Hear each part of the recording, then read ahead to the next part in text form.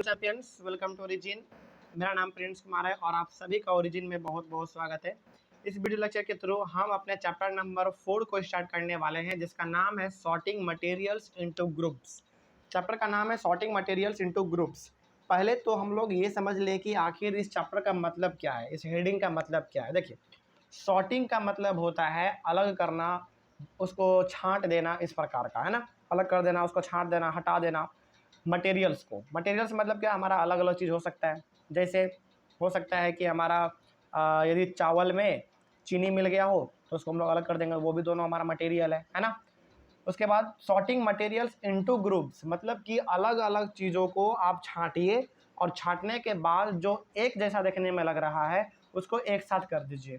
जैसे मान लीजिए जैसे फॉर एग्जांपल मान लीजिए यदि आपके पास एक थाली हो और उस थाली में यदि गलती से आपसे चीनी मिल गया हो, चावल मिल गया हो, गेहूँ मिल गया हो और सरसों मिल गया हो, मान लीजिए चारों एक आपस में मिला हुआ है और आप चाह रहे हैं कि चारों हमारा अलग अलग हो जाए, तो आप क्या करेंगे, सरसों को चुन के अलग कर देंगे। तो सरसों को जब आप बार बार चुन के अलग करेंगे ना, तो सरसों का वहाँ पे ग्रुप बन जाएगा। तो यही हो गया हमारा सॉर्टिंग मटेरियल्स इनटू ग्रुप्स, ठीक है। उसके बाद फिर आप चीनी को अलग करेंगे, उसका भी ग्रुप बन जाएगा, बहुत सारा चीनी यानी कि बहुत हमारा ग्रुप वो बन गया। उसके बाद फिर आप गेहूं को अलग करेंगे, गेहूं हमारा अलग हो जाएगा। उसके बाद अपने आप हमारा चावल अलग हो जाएगा। तो ये जो आपने क्या किया, आपस में सारा चीज़ मिला हुआ था तो आपने हर चीज़ को अलग अलग कर दिया। तो यही हमारा हो गया सॉर्टिंग मटेरियल्स इनटू ग्रुप्स, यानी कि आपने अलग अलग चीज़ों को अलग कर दिया और जो एक जैसा देखने में था उसको आपने एक जगह रख के उसका एक ग्रुप बना दिया। यही है हमारा चैप्टर का हेडिंग और इसी के बारे में हम लोग पढ़ेंगे कि आखिर हम लोग किस प्रकार से किसी भी चीज़ को अलग कर सकते हैं, है ना। इसी के बारे में हम लोग पढ़ेंगे। तो डेफिनेशन ऑफ सॉर्टिंग का क्या है, यहाँ पे देख लेते हैं। इसका सॉर्टिंग का डेफिनेशन क्या है। The process of division of different objects in various groups on the basis of their features, this is known as sorting. मतलब कि आप क्या करते हैं, डिवीजन ऑफ डिफरेंट ऑब्जेक्ट्स, मतलब कि आप डिवीजन करते हैं, अलग अलग करते हैं अलग अलग ऑब्जेक्ट्स को, या फिर मटेरियल आप कह लीजिए, दोनों सेम चीज़ है हमारा, है ना। तो आप अलग अलग चीज़ों को अलग अलग करते हैं और एक ग्रुप बना देते हैं।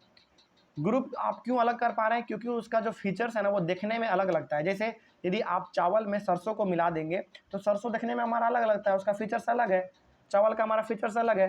तो जब क्योंकि फीचर्स हमारा अलग अलग है तो फीचर्स के बेसिस पे हम लोग अलग अलग चीज़ों को बिल्कुल अलग करते हैं और उसको हम लोग एक ग्रुप बना देते हैं। तो ये हो गया हमारा इसका डेफिनेशन। आगे बढ़ते हैं फिर। Objects around us are made of different materials, हमारे पास जितने भी आसपास ऑब्जेक्ट हैं, जो भी चीज़ बना हुआ है वो अलग अलग प्रकार के मटेरियल से मिलके बना हुआ है। फॉर एग्जांपल यदि आपके पास फ़ोन है तो फ़ोन भी हमारा बहुत प्रकार के सामानों से मिलकर बना हुआ है। ग्लास है, फिर से उसमें हमारा मेटल भी इस्तेमाल हुआ है, अंदर में हमारा प्लास्टिक भी यूज हुआ है, कॉपर भी यूज हुआ है, एल्यूमिनियम भी यूज हुआ है, बहुत सारे यूज हुए हैं। तो इस प्रकार से हम लोग कह सकते हैं कि हमारे पास आसपास में जितने भी ऑब्जेक्ट हैं, यानी कि जितने भी चीज़ें हैं ना, वो बहुत सारे प्रकार के चीज़ों से मिलके बने हुए हैं।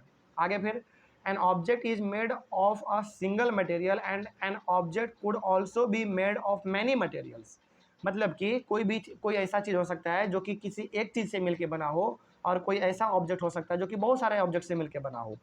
फॉर एग्जांपल यदि हम लोग यदि लें, मान लीजिए हमारा चावल है तो चावल हमारा सिंगल है, उसमें कोई चीज़ नहीं है, तो चावल हमारा सिंगल है। लेकिन यदि हम लोग बात कर ले दाल का, हमारे घर में यदि दाल बनता है तो दाल में हम लोगों का दाल भी लगता है, पानी भी लगता है, हल्दी भी लगता है, नमक भी लगता है, तेल भी लगता है। तो ये हमारा क्या हो गया, ये हमारा हो गया अलग अलग चीज़ों से मिलके बना हुआ, है ना। तो इस प्रकार से हम लोग यहाँ पे कह सकते हैं कि हमारे पास इतने सारे ऑब्जेक्ट हैं, इतने सारे वस्तु हैं, इतने सारे चीज़ हैं जो कि एक सिंगल से भी मिलके बना हो सकता है या फिर बहुत सारे से मिलके भी बना हो सकता है, तो वो अलग अलग हो सकता है, ठीक है।